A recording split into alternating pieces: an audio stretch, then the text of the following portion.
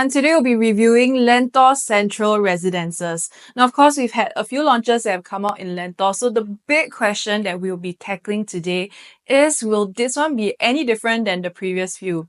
Now as per usual, we're going through all the different layouts and bedroom types, which I have linked the timestamp to below.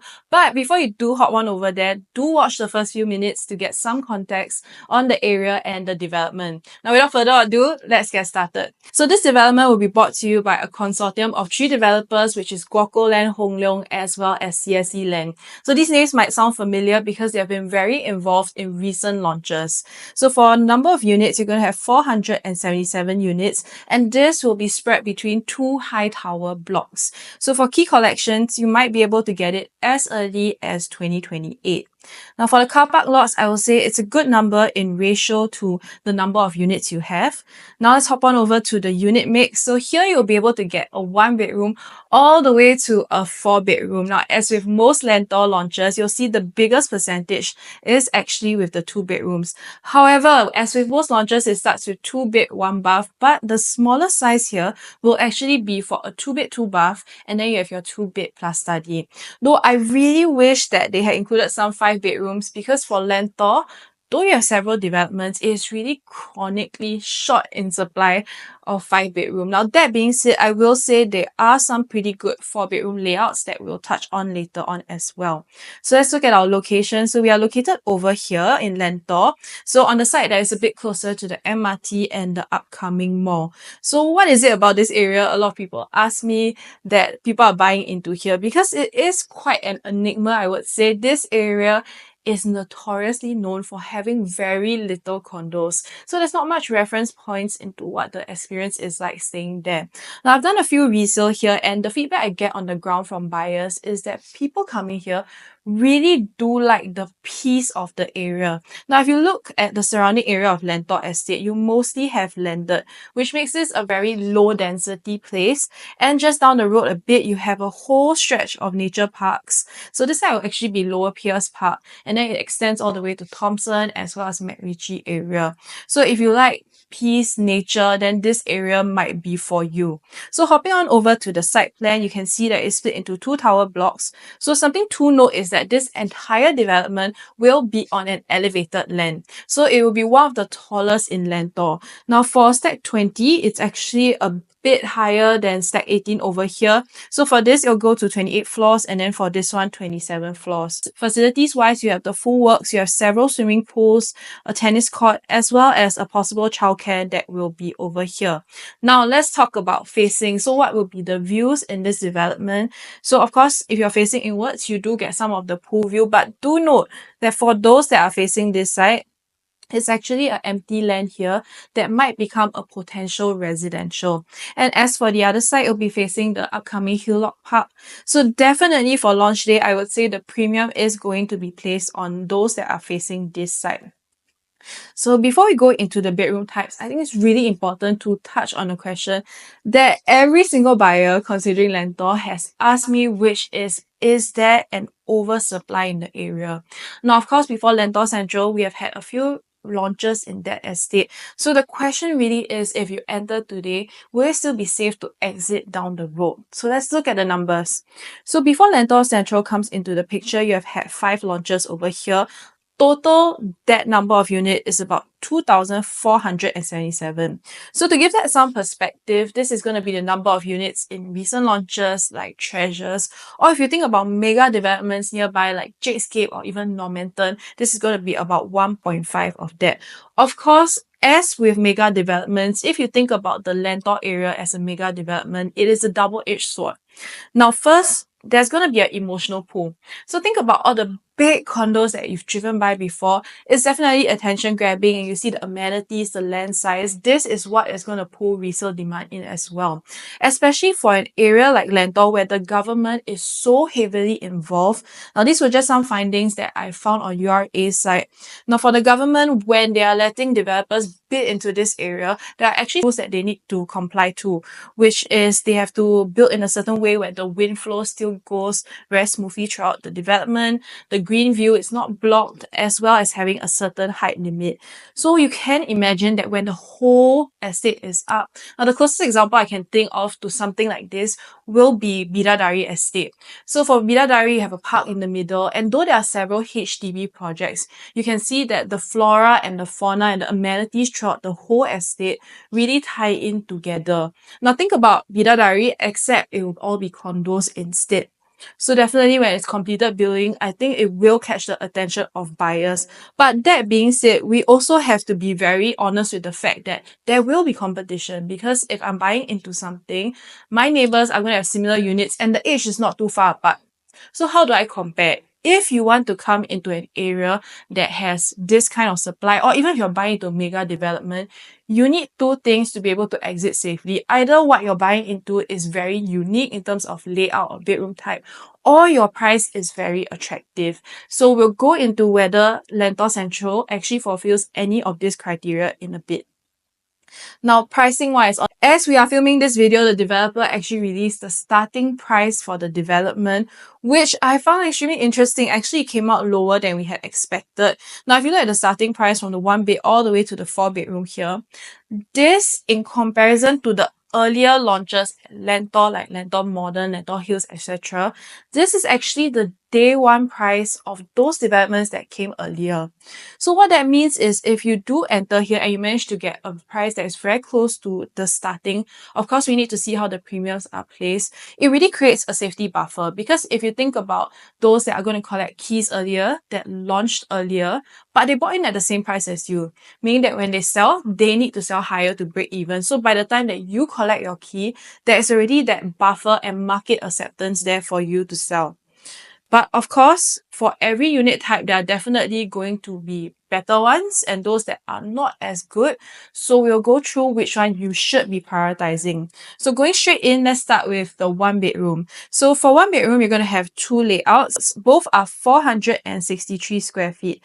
So for them internally, it's going to be quite similar. You have a good sized bedroom that can fit up to a queen size bed, possibly even a king, a dining area, open kitchen pantry. Now where they are going to differ is very minor, which is actually at the DB box area over here. However, do note that for type 1A, the facing is going to be over here, which means that you do get a pool view, but you also are looking at the empty land plot in front. However, you are at a further setback than type 1B over here, which will be facing the empty land plot as well, but at a closer distance. Now moving on, we also have a 1+ study. Now for 1+ study, it's really a pity because there are only two of this unit in the entire development, and the layout, I would say, is actually excellent. Now, why do I say that? Aside from the good size room and study, you have an enclosable kitchen. How many 1 bedrooms and study have you seen in recent new launches that come with an enclosable kitchen? So not only will you be low in supply in your development, your layout is not only going to be rare in the entire Lentor area, but in the market. So if you're thinking about balloting for a 1 bedroom and you get a good number, go for the 1+ study. But of course, we also want to know for the 1 bedroom, the two layouts we just went through, how safe are they to enter as well, because bulk of the units will actually be there.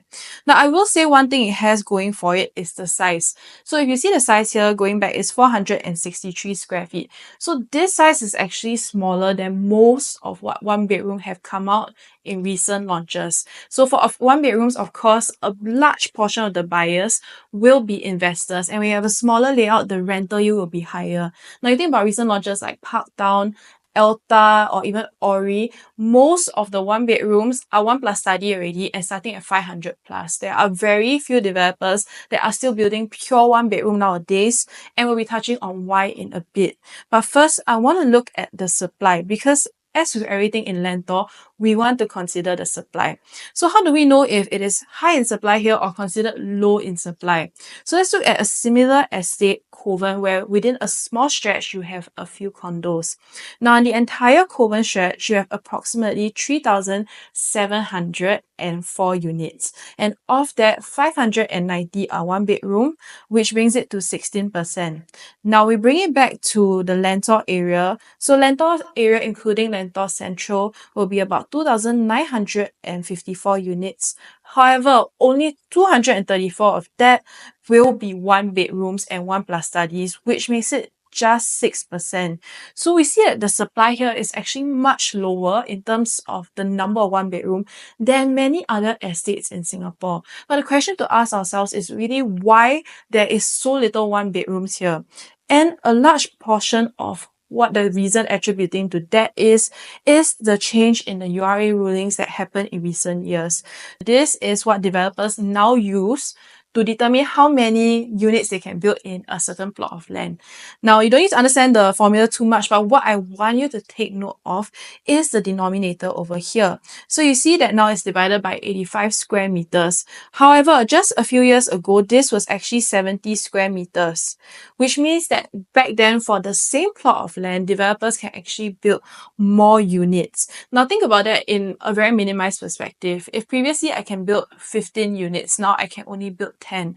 It's going to be less incentive for them to build more of smaller units if I can only build 10, which is why for many new launches nowadays, you either see them starting at big one plus study that are above 500 square feet, or they don't even build one bedroom at all. They completely skip and go to two bedrooms, like for example, key residence. So as we move forward in the market, we really might be seeing less of one bedroom supply, and we'll see in estates the numbers continue to drop.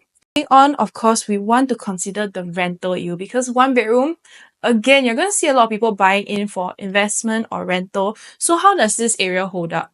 Now, we don't have a lot of reference points in terms of condos for the Lentor and the surrounding area, but the closest I would say is Meadows at Pierce, which we have taken the one bedroom here. You can see on average that the rental goes from 2.9 to about 3K. Now, looking at the two bedroom. Now, why am I looking at the two bedroom? I will share in a bit, but it's also important for us to take note of the price gap of their rental. Now, for the two bedroom at Meadows, you can see it's about 3.4 to 3.6K for their two bedroom rental. So bringing it back to the layout. So on Lentor Central, you can see that the one bedroom is 463 square feet as we just went through. However, one of the recent launches that have come up in Lentor as well, which is Lentor Mansion, has a 2-bed 1-bath at 527 square feet.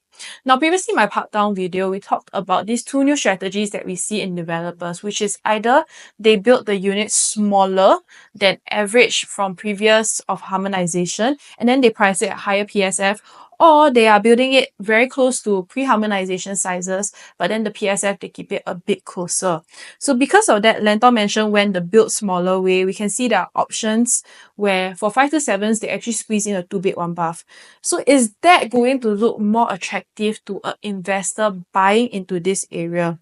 So let's look at the rental yield. For the 1-bedroom, the launching price was about 900 plus. So I took a middle range, which is about 1 million. So let's say you enter in the middle range, okay? And then the rental is about 2,900, like what we have looked at. The rental yield will be at about 3.3%. Now bring it over to Lentor Mansion at an average price of what it's sold. If we take Meadows 2-bedroom rental at 3,400, this brings the rental yield to 3.3%. So we can see both are actually very similar in terms of rental yield.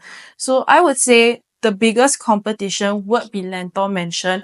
However, for Lentor Central, if you can enter at a good quantum, so based on what the developer has shared, the starting quantum will be about 975K. Now, this price is honestly super attractive because even recent launches in Woodland area and much further out, their 1-bedroom starting is higher than this. And for an area that is more central, this quantum will be super attractive to future investors as well. So what I would really suggest is if you can get a 1-bedroom and you're looking at investment, you can try and keep as far from the Lentor Mansion quantum as possible. It's actually still a very good buy in terms of a 1-bedroom. Moving on to the 2 bedrooms, let's start with the 2-bed 2-bath first. So for this size, you're going to have 3 different layouts. Now, 2 of them are pretty similar, the 6, 7, 8 square feet ones. Now, both are dumbbell layouts and you have good sized rooms and an enclosable kitchen, which in the context of Lentor 2 bedrooms, there aren't too many that actually come with an enclosable kitchen. Now, facing wise, this one 2A will actually be facing towards the empty land plot, whereas the one that is 2C will be facing towards the park. So definitely I would say there will be be more of a premium on this one. Now for the layout that is slightly bigger, 689, is actually pretty similar as well, except it's a classic layout where your 2 bedrooms are tucked to the side. So of course we know that most condos in Lentor, the unit mix, the 2 bedroom is the most. So we need to understand how do we compare to the neighbors nearby. So let's look at the first three. We have Hillock Green, Lentor Mansion, and Lentoria. So in terms of the layouts that is closest in size, let's see how they compare. Now I would say out of these three, they aren't even really comparable to Lentor Central because none of them come with an enclosable kitchen. So in terms of an edge in the future, when resale buyers come view, Lentor Central will definitely be outstanding compared to these three options in terms of comfort for own stay as well. Now let's look at Lentor Modern and Lentor Hills, which these two layouts are a bit more comparable to Lentor Central. Now why do I say that? Now both will have an enclosable kitchen as well, though for Lentor Modern you can see the kitchen will be a bit smaller and might feel a bit darker. Now for Lentor Hills, I would say is the most comparable because the kitchen is enclosed similar style to Lentor Central, but it has a bit of an edge because it has this full glass panel over here.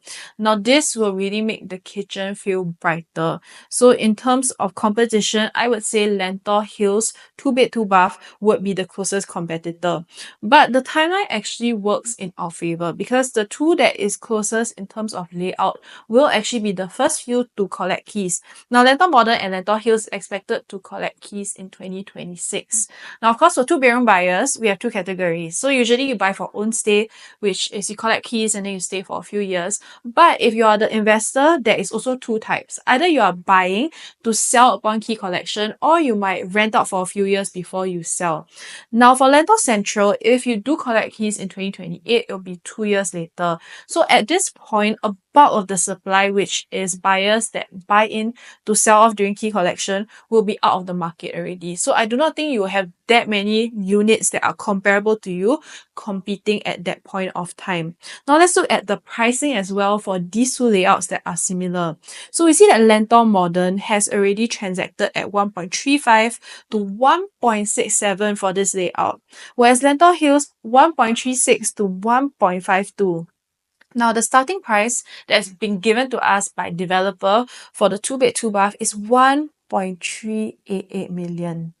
So we can see the pricing is so close to the other two, which by the time we collect keys, we don't know how much they would have sold in the resale by then already. But if we can enter something that's in a similar range as these two, by the time that we collect keys, we will be the younger option, but at a similar price. Moving on to the 2 bed plus study. So for this, you're going to have 4 main layouts, and they range from 786 square feet all the way to 797 square feet. Now, internally, they're all quite similar with just some minor differences in the kitchen as well as the living area. Now for facing, you're going to get your pick of all 4 different ones over here. Now something I will say is that when I visited the SHOWFLAT in person, the enclosable kitchen for this 2 bed plus study actually feels quite a bit bigger than most enclosable kitchens that I've seen in recent launches. The walkway really feels a bit wider, so if you get the chance to go down and have a feel for yourself in person. Now the other thing we need to take note of is for Lentor Central's 2 bed plus study at 786 square feet, their neighbor nearby Lentor Mansion has a 3 bed at the same square feet 786. So as we discussed earlier, Lentor Mansion did choose to build their layouts a bit on the smaller side. Now that being said, for 2 bed plus study, we will see quite a portion buying for own stay as well. So we really need to understand what is the price gap between these two, because if it is too small, it's quite a no-brainer for your future buyer to just top up a bit to go for a full-on 3 bedroom. So let's have a look at the pricing. Now for Lentor Central, assuming I take an average for a 2 bed plus study at 2,100 per square foot, this will bring it to about 1.61 million.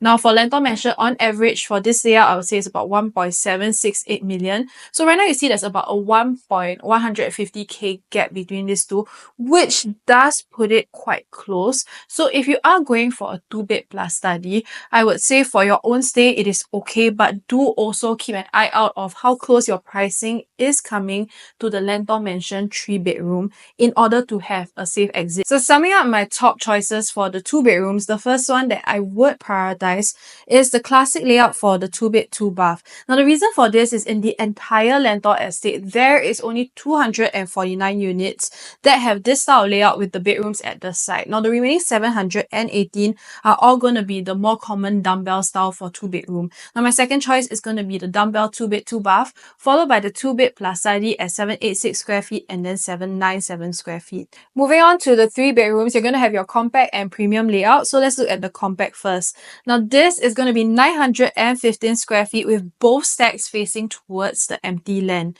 Now coming into this layout, I really do like the entrance because it gives you a bit more privacy. Now anyone walking by is not going to be able to look into your living room, and yet there is not too much space wasted on the foyer. I also really like the kitchen. You have your gas cooker, but the biggest plus point is this glass panel over here and the window in the middle of the aisle. This is really going to help the kitchen feel a lot brighter. Now the problem we see with a lot of 3-bedroom compact in the market is often it feels very dark, and then when it hits the resale market during viewings, it doesn't really give a very good impression. Now for living room and dining size, good space, you can fit a 6-seater, and for 3-bedroom compact onwards, your bathroom is going to have a window, so you have more ventilation. Now a little bonus that I do like is this window at the walkway as well, which makes the walkway feel brighter. Now a lot of times the walkway can end up feeling a bit dark also. That being said, how does this layout compare to all the neighbors at Lentor? Let's have a look. So here we have Modern, Hills and Mansion, which has the most comparable in terms of size. So let's look at Modern first, which is 969 square feet. Now I will say it has a bit of edge over us with the flexi space, but with the kitchen I will still prefer Central, and the reason is you don't have the glass panel over here, so the kitchen is going to feel more dark. In addition, the counter style is a wraparound style versus at Central where you have it on each side of the aisle, and this is going to make the space feel a bit more tighter for Modern. Now next we have Hills. Now Hills internally is quite similar to Central, but for your entrance it will be different, which allows them to directly look into your living room, so a bit less privacy. Now kitchen wise quite similar, except that they do have this DB box here, which doesn't allow you to have the full glass panel, so it might be a bit darker. Now the most comparable I would say is Mansion. You have this long style kitchen, which allows you to put the glass panel here for more light coming in, and it also has a flexi. So among these 4 3-bedroom layouts that are compact, I would say they are all comparable and they all can do well in the market, each having their pros and cons. So what is really going to come down to is the price. Now for Modern, Hills and Mansion, this size is all sold out already, but looking at their transacted price, it has gone up to 2.163 for Modern, 2.139 for Hills and 2.159 for Mansion. So for Central, the developer has already announced the starting price for 3-bedroom will be 1.81 million. Now this is actually going to be lower than all 3 of these condos that came earlier, and also gives you a very good opportunity to buy something below what has already been transacted in another development. So if you're looking for a 3-bedroom, I think this is really one to look out for in terms of value. But as with all 3-bedroom compact, we really need to think about who is coming in here to buy at resale and is it affordable. Now when we think about the Lentor area, often we think about the landed in the surrounding, but a lot of people forget that there is a huge HDB estate which is Ang Mo Kio nearby. And with that, we also have a few BTO projects that MOP not too long ago. So let's look at 2 of them. We have Kebun Baru Court as well as Teck Ghee Parkview. Now both TOP in 2018 and recently MOP not too long ago. Now looking at their resale prices, for a 4-room it has gone up to 960, and even for a 5-room all the way to $1 million or even 1.17 million. So how affordable is it for these HDB upgraders if they are looking to move to nearby at Lentor to transition there? So assuming for a 5-bedroom BTO at Ang Mo Kio, they purchased at about 500k. Looking at the average transacted price earlier we saw, if we take a middle ground of 1,050,000 plus the CPF they have put into the payments at about 120, this means that the total capital they get back is about 670k. Now if we go to Lentor, looking at the 3-bedroom compact price, let's say you can get something at about 1.9 or even 2 million, and you're looking to sell it for just 300k profit in the future at about 2.3. This means your buyer stamp duty will be 84k. So the 25% down payment brings it to 575, and including the buyer's stamp duty, total will be 659K. So looking at the capital that these sellers have, it's actually very comfortable for them to transition, and they don't even need to touch their cash yet. So between the 3-bedroom compact, I would say that for upgraders, this is actually a very doable area in terms of the resale market in the future, which will bring in demand. Now, of course, we also want to compare to the 3-bedroom premium. So what's the difference between the compact and the premium? Now, for this, your size is going to be 1076 square feet. And for the extra space, what you're getting is more storage. So you will have a house shelter over here, as well as this storage unit in the kitchen. Now, I will say when I saw this storage unit at the SHOWFLAT, it is actually quite spacious. You can fit quite a bit of things inside, and you have a wash closet over here that comes with a window. Now, in addition, one more thing is your master bedroom will be bigger than the compact. It is a bit wider. Now, of course, what we need to consider is from compact to premium, what is the price that we are paying more and does it make sense? And we also want to compare from premium to the next bigger size, which will be a 4-bedroom. How close is the gap in order to see how safe this layout is? So looking at the compact, which is 915 square feet versus the 1076 square feet, it is 161 square feet of difference, which taking the starting PSF will make it 322K more to go from the compact to premium. So to me, this is quite a safe gap between premium and compact. However, looking now at the 3-bedroom premium versus the 4-bedroom, the gap is actually quite small because the size is so close at 108 square feet, which will bring the premium to 216K. So if you are thinking about going for the 3-bedroom premium because you need more storage, do be very mindful of your entry price to not come too close to the 4-bedroom. Otherwise, in the resale market, it's very easy in the future for any buyer to just top up a bit more to go for the bigger size. So in conclusion, my top choice for the 3-bedroom will be the compact in terms of what I would prioritize first. Lastly, we have the 4-bedroom. So for 4 bedrooms, again, first we have a compact layout. So for this, you're going to get 4 good sized bedrooms. You have a house shelter as well as wash closet, similar to your 3-bedroom premium. However, for your master, aside from being a bit bigger, the addition is you now have a walk-in wardrobe style wardrobe here. And between the two layouts of the 4-bedroom compact, the walk-in wardrobe is going to be a bit different. You can see this one is longer, whereas this one is more of a curved style. However, for their facing, this one will be a bit more set back over here, whereas for this one, it will be directly facing the park. Now, for this, I will say this 4-bedroom layout is something you can actually find in the market with quite a few developments. But for me, what really attracted me to this 4-bedroom is the launch starting pricing that the developer announced, which will be starting at 2.37 million. Honestly, this is a very, very hard price to find for 4 bedrooms nowadays if you're looking for a new development. And looking at the other 4 bedrooms that have already transacted nearby, their starting price was 2.36, 2.54, 2.68 and has gone all the way up to 2.92 already. So if you are balloting for a 4-bedroom, there is a very, very good chance you can get a price below what has already been transacted, and this will make for a very safe entry and exit in the future, and you can price your unit very attractively in resale as well. Now let's look at the 4-bedroom premium. So this is going to be 1,399 square feet. And for this, you're going to have two different facings towards the empty land over here. And for this one, it should be here instead towards the park. So what's the difference between the smaller 4-bedroom and the bigger one? Now, firstly, you're going to have more storage. So in addition to the house shelter over here, you now have a storeroom and yard in your kitchen. And on top of that, you have a much wider frontage for your living room, which will really open up the space to make it feel bigger and more spacious. Now, on top of your master bedroom, you also have an ensuite bathroom and bedroom over here. Now, for your two common rooms, it is linked to the bathroom here, so you can make it ensuite as well if you want. Now, between the smaller 4-bedroom and the bigger 4-bedroom, how much more of a premium will you be paying, and is it justifiable?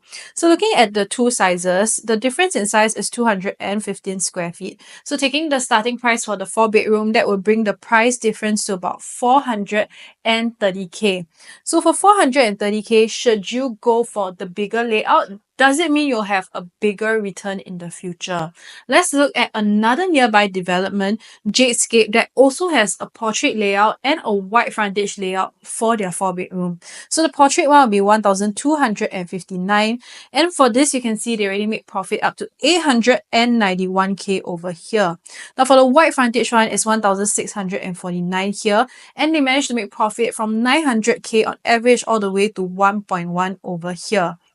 So you can see between the two, the difference in profit is actually not terribly huge. And given that, my top choice for the 4-bedroom will actually be the smaller one, because you make a similar return on investment, but your cash outlay is much less between the two. We've come to the end of this video. Now I've done a summary for all the different bedroom types here for you to reference.